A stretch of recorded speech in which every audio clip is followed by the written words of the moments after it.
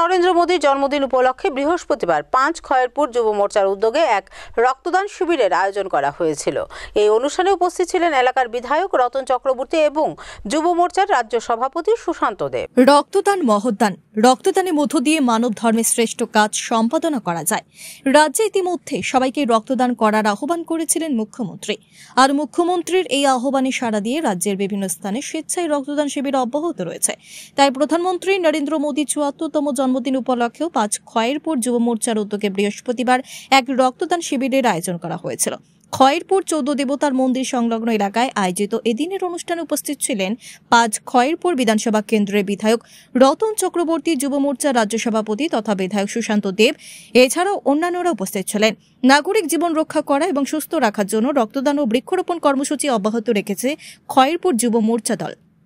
এক সাক্ষাৎকারে এলাকার বিধায়ক রতন চক্রবর্তী বলেন, রক্তের কোনো বিকল্প নেই, তাই রক্তদানের মাধ্যমে মানব ধর্ম পালন করার পরামর্শ দেন তিনি। আমরা মূলত দুটো বিষয়ের উপর জোর দিয়েছি। একটা হচ্ছে এই সভ্য নাগরিক জীবন রক্ষা করার জন্য, আগামী দিন সুস্থ থাকার জন্য গাছ লাগানো, এবং সেই সঙ্গে মানুষকে জীবন ফিরিয়ে দেওয়ার জন্য যে রক্তদানের কোনো বিকল্প আর হয় না, সেই দুটোকে সামনে রেখেই আজকে এই রক্তদানের আয়োজন করা হয়েছে।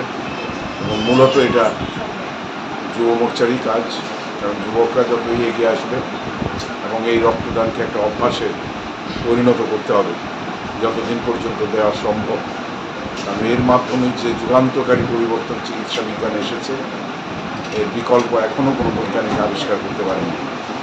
কাজে সেই রক্তের যে চাহিদা, সেই রক্ত দান করে আজকে মানুষের সঙ্গে যে নতুন করে একটা আর্থিক সম্পর্ক, কারণ রক্তের কোনো জাত নেই, কোনো ধর্ম নেই, মানব ধর্মই সবচেয়ে বড় ধর্ম এখানে।